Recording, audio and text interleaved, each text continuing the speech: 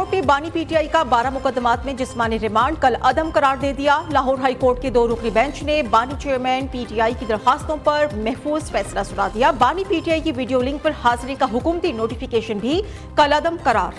Justice Tariq Salim Sheikh और justice Anwarul हक पन्नू ने समाअत की। समाअत के दौरान प्रोसिक्यूटर जनरल ने अदालत को बताया कि जिन मोबाइल से ट्वीट व्हाट्सएप किए गए उनकी बरामदगी तफ्तीश के बगैर मुमकिन नहीं। जस्टिस अनवारुल हक पन्नू ने रिमार्क्स दिए, इसी बात पर आ जाएं, आप ये मोबाइल कैसे रिकवर करेंगे? मुलजिम तो जेल में है।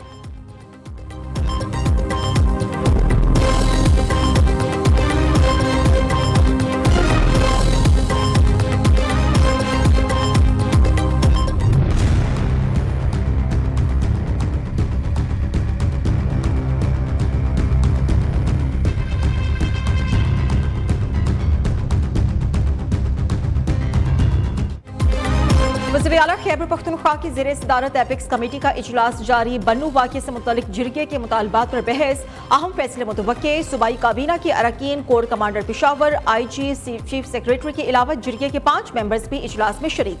एपिक्स कमेटी के इजलास में शिरकत से पहले पेशावर में बन्नू आम मुज़ाकराती कमेटी का मुशावरती इजलास भी हुआ।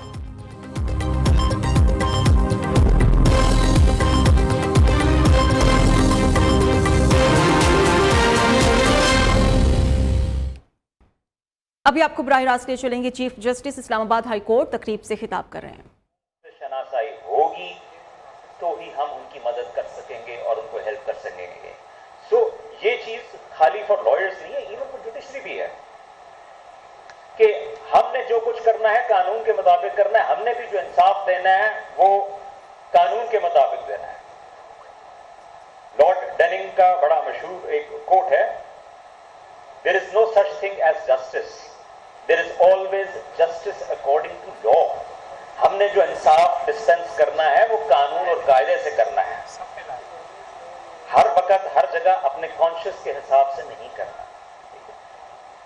सो एज अ जज मैं हूं, चाहे कोई और मेरा साथी हो, कोई डिस्ट्रिक्ट जुडिशरी हो या मेंबर्स ऑफ द बार हो, हम सब के लिए कानून से शनासाई जरूरी है। और लॉयर्स इन पर्टिकुलर, चूंकि वो किसी का केस प्लीड करने आते हैं, उनके लिए तो बहुत जरूरी है, क्योंकि उन्होंने कोर्ट को असिस्ट करना है, उन्होंने आर्ग्यू करना है, उन्होंने बताना है कि एक खास किस्म के फैक्ट्स और खास किस्म के सर्कमस्टांसेस में किस तरीके से कौन कानून का इतलाफ होता है और उस कानून के हिसाब से उनका केस बनता है या नहीं बनता। ठीक है, सो मेरी रिक्वेस्ट है ऑल मेंबर्स ऑफ द बार से कि प्लीज कानून, लिटिगेंट, फैक्ट्स, इन सबको मद्देनजर रखें।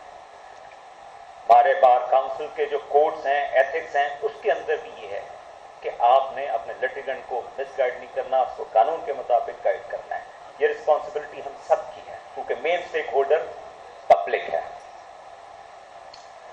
आखिर में सिर्फ इतना कहना चाहूंगा कि जिस शुरू में मैंने कहा कि जब हमने शिफ्टिंग की बहुत सारी प्रॉब्लम्स आई और आहिस्ता आहिस्ता उनको हमने हैंडल एंड टैकल किया। ये प्रॉब्लम्स ना खत्म हुई हैं ना होंगी। ये जैसे जैसे प्रॉब्लम्स आती जाएंगी हमने मिलके इनको रिजॉल्व करना है। हम जो जहां डिस्ट्रिक्ट जुडिशरी में से हो, चाहे हाई कोर्ट में से हो, हम भी बार में से ही हैं, हमारा ताल्लुक भी बार में से है, हम कोई लहदा नहीं है, हम सब बार में से आए हुए हैं। तो हम बार के प्रॉब्लम्स क्यों नहीं सॉल्व करेंगे? हम हाजिर हैं, जरूर करेंगे। बार हमारा घर है, we are part of the bar. तो ये कभी दिल में ख्याल ना लाइएगा कि बेंच की तरफ से कोई ऐसी है कि वो बार के प्रॉब्लम रिजॉल्व नहीं करेगी। किए हैं प्रॉब्लम रिजॉल्व और इंशाअल्लाह आइंदा भी करेंगे। देर सवेर जरूर हो सकती है, but we will do it together, मिलके करेंगे। आखिर में मैं फिर आप सबका शुक्रिया अदा करूंगा कि आपने हमको इनवाइट किया, इतनी इज्जत दी, बहुत शुक्रिया, थैंक यू। बहुत शुक्रिया जनाब chief justice. Chief justice Islamabad high court chief justice Aamir Farooq तकरीब से खिताब कर रहे थे। उनकी तरफ से कहा गया कि गुज़श्ता साल इस्लामाबाद की अदलिया के लिए खास और अहम रहा। इंसाफ फराहमी में बेंच और बार में ताउन नागुज़ीर है। अदलिया और वकला के लिए सहूलियात फराहम की। हमें जदीद टेक्नोलॉजी से फ़ायदा उठाना होगा। ये भी कहा गया कि हम ऑटोमेशन की तरफ जा रहे हैं और जदीद टेक्नोलॉजी से वकला और साइलिन को आसानी होगी। गुज़श्ता साल इस्लामाबाद की अदलिया के लिए खास और अहम रहा। कचहरी को G11 और इस्लामाबाद हाई कोर्ट को रेड जोन में मुंतकिल किया। लाहौर हाई कोर्ट ने बानी पीटीआई का 12 मुकदमात में जिस्मानी रिमांड कल अदम करार दे दिया। लाहौर हाई कोर्ट के 2 रुकनी बेंच ने बानी चेयरमैन पीटीआई की दरखास्तों पर महफूज फैसला सुना दिया है। बानी पीटीआई की वीडियो लिंक पर हाजिरी का हुकूमती नोटिफिकेशन भी कल अदम करार। जस्टिस तारिक सलीम शेख और जस्टिस अनवारुल हक पन्नू ने समात के दौरान प्रोसिक्यूटर जनरल ने अदालत को बताया कि जिन मोबाइल से ट्वीट व्हाट्सएप किए गए उनकी बरामदगी तफ्तीश के बगैर मुमकिन नहीं। जस्टिस अनवारुल हक पन्नू ने रिमार्क्स दिए कि इसी बात पर आ जाएं, आप ये मोबाइल कैसे रिकवर करेंगे, मुलजिम तो जेल में है। तो इस तरह से अहम डेवलपमेंट हुई है। लाहौर हाई कोर्ट की तरफ से बानी पीटीआई का 12 मुकदमात में जिस्मानी रिमांड कल अदम करार दे दिया गया है। लाहौर हाई कोर्ट के 2 रुकनी बेंच ने बानी चेयरमैन पीटीआई की दरखास्तों पर महफूज फैसला सुना दिया है। बानी पीटीआई की वीडियो लिंक पर हाजिरी का हुकूमती नोटिफिकेशन भी कल अदम करार दे दिया है। जस्टिस तारिक सलीम शेख और जस्टिस अनवारुल हक पन्नू ने समात की।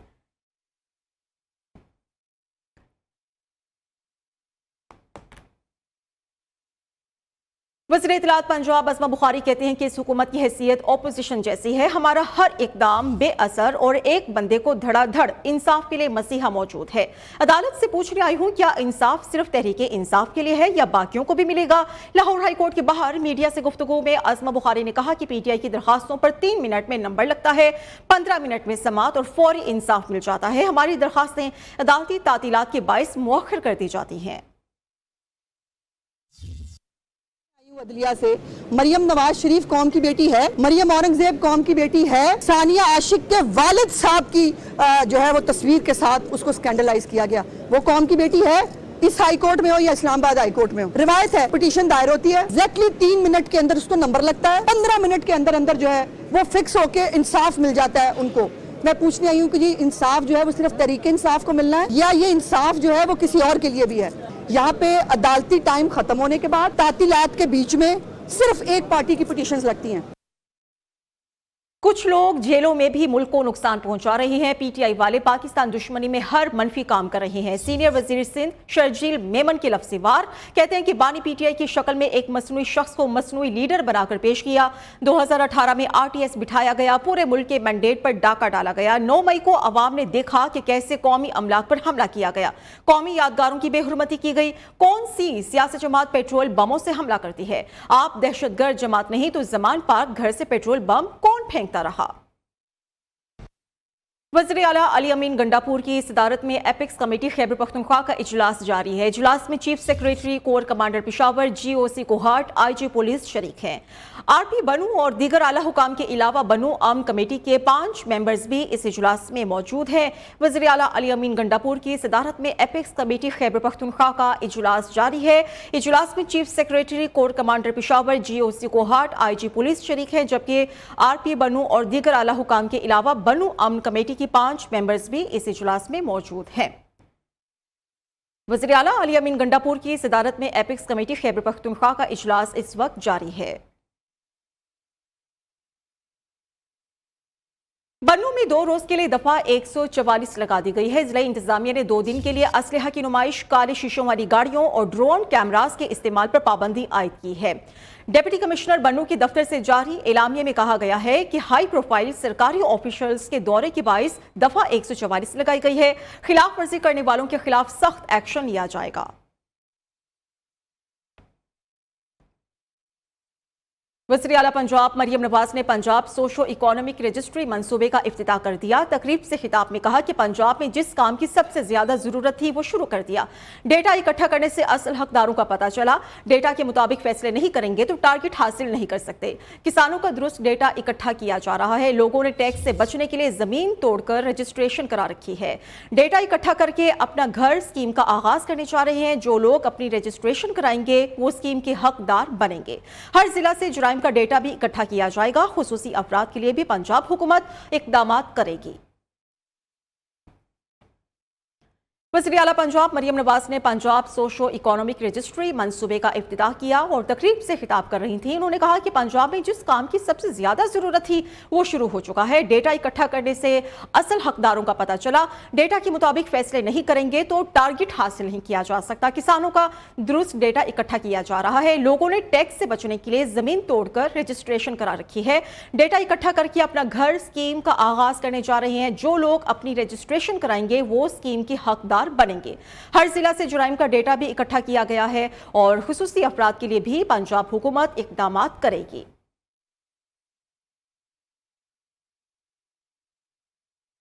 वज़ीर आला पंजाब मरियम नवाज की तरफ से पंजाब सोशो इकोनॉमिक रजिस्ट्री मंसूबे का इफ्तिताह कर दिया गया है। डेटा पे मूव कर गई है, डेटा साइंस के मुताबिक लोगों के फैसले हो रहे हैं, इन्फॉर्म डिसीजन मेकिंग हो रही है। तो ये चीज़ मुझे उस वक्त इतना इस बात ने हॉन्ट किया। तो जब हम फिजिकल वेरिफिकेशन के लिए गए तो हमें ये एहसास हुआ कि जो एड्रेसेस हमारे पास हैं उनमें से कई एड्रेसेस ऐसे हैं जो हमें पता ही नहीं है कि वो घर किधर हैं। रिलायबल डेटा की इतनी इंपॉर्टेंस है आज की दुनिया के अंदर कि अगर आप डेटा के ऊपर बेस करके अपने डिसीजंस नहीं करेंगे तो आपका जो एम है, जो टारगेट आपका है कि उसको इसका फायदा मिले, उसमें आप नाकाम रहेंगे। मैं ये चाहती हूँ कि मेरे पास एक्यूरेट डेटा हो ताकि मैंने जिस भी कम्युनिटी के लिए, जिस सेगमेंट के लिए अगर मैं कोई रिलीफ लेके आना चाहती हूँ तो वो रिलीफ एग्जैक्टली उन्हीं लोगों को मिले जो इसके हकदार हैं। दुनिया आज